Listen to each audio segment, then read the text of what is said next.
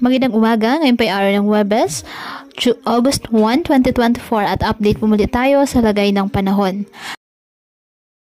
Ayon sa Pag-asa, southwest monsoon o habagat ang nakakaapekto sa western section ng extreme northern Luzon.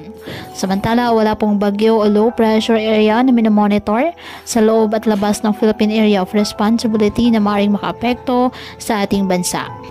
Ngayong araw, ang Batanes at Babuyan Islands asahan ng bahagyang maulap hanggang sa maulap na halangitan with isolated rain showers or thunderstorms na dulot po ng habagat.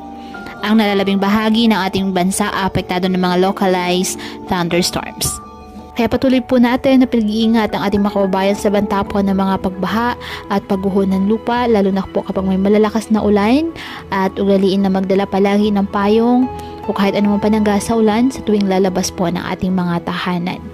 At yan po muna ang update sa lagay ng panahon ngayong araw. Muli patuloy po tayo na mag-ingat at palaging tandaan, God loves you. Stay safe and God bless.